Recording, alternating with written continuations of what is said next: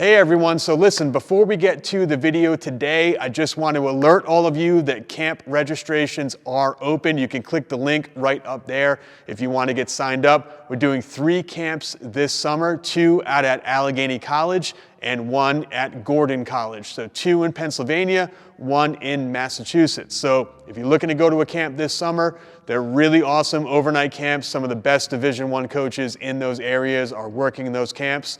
Go click the link and get signed up. They are selling out very quickly. Today is February 3rd, and as of right now, we are about 20% sold out. They've only been live since February 1st, and again, we're 20% sold out in less than 3 days. So again, this is not some marketing ploy. It's just basically a warning that if you are looking to get signed up, you have to get signed up very quickly. So click that link that is up there and get signed up. And hopefully I get to see you this summer at one of our camps.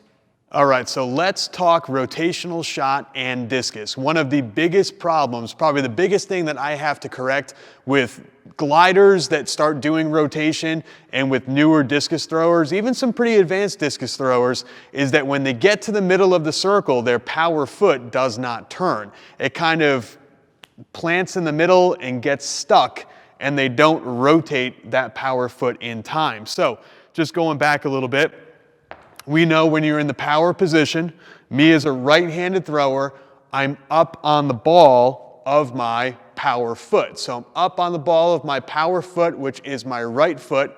My left foot, that is that blocking foot or that grounding foot.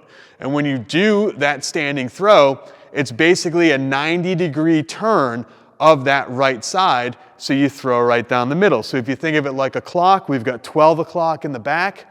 Over here is 9, down the middle is 6, and over here is 3. Just like if you were to put a clock on the ground and you were standing right in the middle of that clock.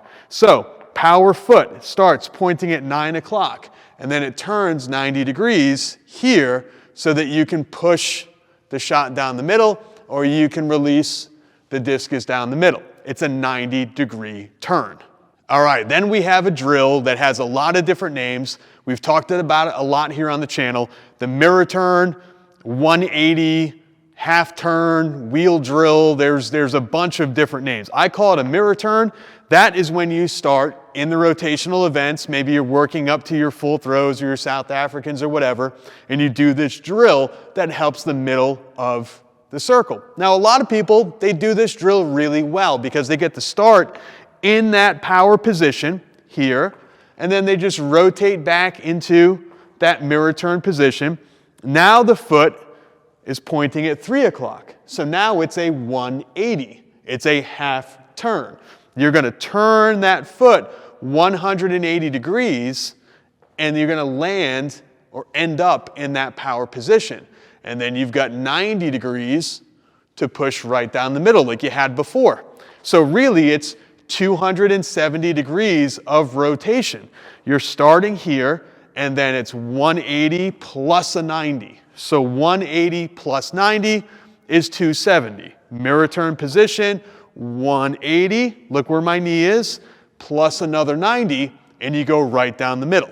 But what we see a lot is when an athlete starts in the back of the circle, maybe it's a full throw, maybe it's a South African, their power foot gets stuck in the middle. So essentially they're coming through, and then they get to their power position, and this foot is like, instead of being at 9 o'clock, it's maybe at 10 or 11 or 12, or it's twisted all the way here, and they get in this kind of crisscross position, and they're not able to turn and finish their throw. So maybe it goes down the right sector, or maybe they have to try to lift their foot and do that cartwheel kind of position, or they're just not able to get all the way around, and they pick their foot up and they're not able to produce a lot of power or produce a lot of force. So why is that? Again, it's the most common thing that I see. It's the biggest problem that a lot of my rotational throwers, when they start with me, that we have to work on, is that their foot gets stuck. There's this weird kind of pause in the middle of their throw where that right side, that right knee, that right foot, it just kind of stays static. There's no movement. There's no turning. And it's a rotational event. So you have to rotate. You've got to turn in the middle, but they stop. They get stuck in the middle. So if that's happening to you and that's happening to your throwers, we got to kind of figure out why and diagnose why. And there's a lot of different reasons for it. All right, so the number one reason why an athlete's foot gets stuck in the middle of the circle is because they drop their heel when they drive. So what do I mean by that? So you're driving out of the back of the circle. You know you've got to land on the ball of that right foot. You've got to land with that heel off the ground, ball of the right foot, so you can complete that full mirror turn, 270 degrees of rotation. But what happens with a lot of athletes, especially newer athletes or younger athletes or athletes that aren't as strong, is that that right foot touches down, and immediately as that power foot touches down, boom, the heel goes flat. Now, this is really tough to see unless you're doing some type of slow motion video, which most phones have nowadays anyway. But a lot of times what happens is they land in a great position, their foot touches down, and then they drop the heel, and then they have to lift the heel, and then they get to turn, okay? So it kind of looks like this. It's like 1, 2, 3, lift, and now all of a sudden, they've had that delay where they should be here, but they're pointing here. Now, I like looking on slow motion cameras or slow motion footage because you can count the number of frames. So typically what happens is, first frame looks like this, and then the next frame, if you just advance one frame, it's this, and then it's this, and then they start to turn on the frame after that. So you get to actually show the athlete and say, look it, you need to turn that foot as soon as it touches down. Don't drop your heel. Easy enough to say, right? Don't drop the heel, but there's some issues of why they might be dropping their heel and causing them to plant that heel and to go flat-footed and prevent that turning. So number one reason, your athletes just aren't strong enough in that position, okay? So think of it this way. Think if, a lot of people, especially throwers, because we're bigger, heavier, taller people, we suck at pull-ups. We can't do really good pull-ups. Maybe you can't do one pull-up. So telling your athlete that's not strong enough to land on the ball of their foot or to stay on the ball of their foot, to just stay on the ball of their foot, is like telling someone that can't do a pull-up to go, just do a pull-up. What's wrong? Like, I don't understand why you can't do a pull-up. Just do a pull-up. They're going to go, coach, I'm not strong enough. Just do a pull-up. No, pull-up, like just do a pull-up. Do a pull-up. And they're hanging from the bar and they're like, I can't do it. Physically, I'm not strong enough, I'm not coordinated enough, I don't have the ability to do a pull-up. Yeah, but just do one, just do a pull-up. Come on, just do one. You're hanging from the bar already, just do a pull-up. So that's a lot of times what happens is athletes drop their heel and the coach is like, well, just don't drop your heel. Like, just stay up on the ball of your foot, don't drop your heel. And the athletes are going, I'm trying, like, coach, I'm trying not to drop my heel, but I keep dropping it. And it's because they're just not strong enough in that position yet. So they have to keep doing the drills. They have to keep doing their mirror turns. They have to keep doing their standing throws. Things like wall drills. I'll put a link to that up there. Wall drills, which are a great way for that strength. Anything that they can do in the circle to specifically improve that strength is going to help them out quite a bit. So keep doing the drills. If they are just not strong enough to keep the heel off the ground, keep doing the drills. They will eventually get strong enough in their feet and in their shins and ankles and calves and everything else down there to stay on the ball of that foot without dropping their heel down to the ground. This one's pretty simple, but a lot of times your athletes just don't know that they have to stay up on the ball of their foot. So they're coming out of the back of the circle and they're just landing flat-footed and then trying to pivot and their foot is stuck. And then they just don't know to be up on the ball of the foot. When that happens, I just show them throwing shoes. Hopefully they have throwing shoes. And throwing shoes are like little elf shoes. You got the back of the foot, you got the front of the foot. And there's this little kind of like bump in the middle so you can have a front and a back. And just tell them, you got to land on the front of your foot. You got to land here, bang, turn, and just have them continue working. Maybe they are strong enough, maybe they are coordinated enough, and the first time, hey, look at me, I did it. I landed on the ball of my foot on the front of that shoe. So they might just be landing flat-footed because they don't know any better, and that's where you as the coach have to show them exactly what to do. Have them do their drills, have them do, make sure they're staying up on the ball of their foot in their standing throws, doing their mirror turns, their 180s, doing their South Africans, always landing up on the front part of that shoe. Got out the trusty broomstick for this next one, but a lot of times your athletes are going flat-footed in the middle and they're getting stuck in the middle and not able to turn on that power foot in the middle because they're just not in a position to turn on the foot. And the way that I explain this to coaches and athletes is I tell them, think of like when you were a little kid and you played with a top. Okay, growing up, my mother worked at a Jewish school for 30 plus years, and I can't tell you the amount of dreidels that I have at home.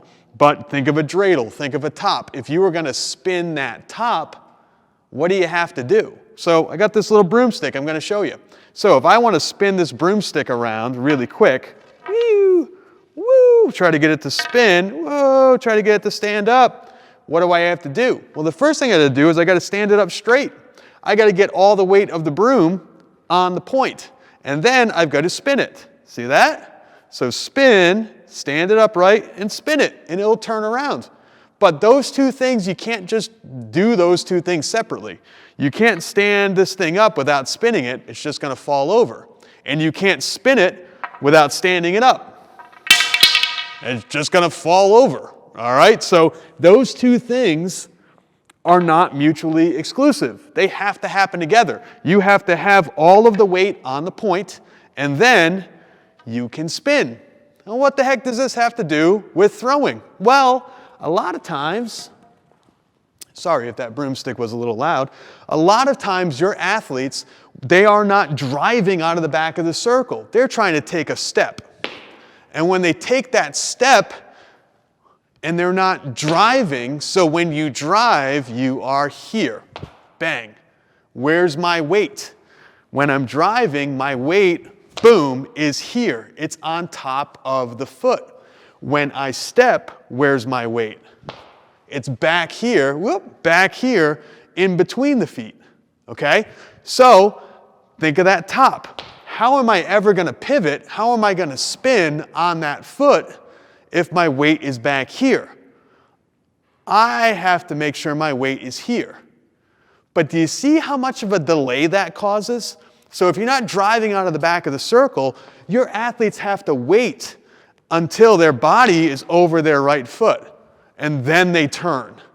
And see how much of a delay that causes?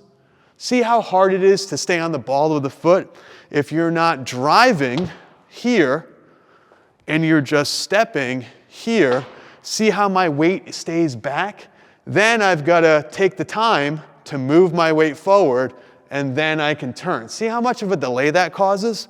So that's what we see a lot too. If your athletes are walking out of the back of the circle or stepping to the middle, they're not going to have enough time to shift their weight. They actually are waiting for their weight to get over the point so then they can turn. It takes too long. So instead of walking out of the back or stepping out of the back, you have to run, you have to drive out of the back of the circle. So the last big reason I want to talk about, and a very common one, is that athletes will actually over-rotate as they drive out of the back of the circle. So you see this a lot. And again, it kind of comes down to like slow motion video, slow motion cameras. A lot of coaches will teach their athletes that when they drive out of the back of the circle, when that right foot touches down in the middle, it should be pointing at 12 o'clock. That's not exactly what happens, okay? If you watch some of the top throwers and you're able to go to their social media, you're able to go to YouTube and watch them in slow motion, what you will actually notice is that that power foot, if they're right-handed, touches down at 3 o'clock, okay? If they touch down at 3 o'clock, they can balance, okay? They can stay on that power foot. They can get their weight on it and balance on the ball of that power foot. If the foot turns all the way back to 12, so if the athlete over-rotates and their foot turns back to 1 o'clock or 12 o'clock or even 11 o'clock, they're going to fall. Their weight is going to shift them backwards and they're going to drop the heel. And that causes a lot of issues, not only with rotational shot and discus, but also glide shot, because then their foot is flat and they can't turn it. So they have to lift and do that cartwheel push thing. So instead of here, 3 o'clock, boom, they are going to do this, 12 o'clock. Boom, boom, and everything comes crashing backwards. So instead of crashing backwards, make sure that foot is at 3 o'clock for a righty or 9 o'clock for a lefty, and then they can stay balanced, boom, come all the way around, and then throw. All right, so it's all about positions. It's all about form and technique and where your weight is, where your body is, and landing up on the ball of that right foot. So if you have athletes that you work with and they're getting stuck in the middle, they're dropping their heel, their power position looks like this, like they're gonna blow out their ACL, which I probably will do if I keep demonstrating this, then you've got to work on that middle. Use these tips, use these tricks, understand why, and then just have them continue to drill and drill and drill until the middle of that throw looks really good.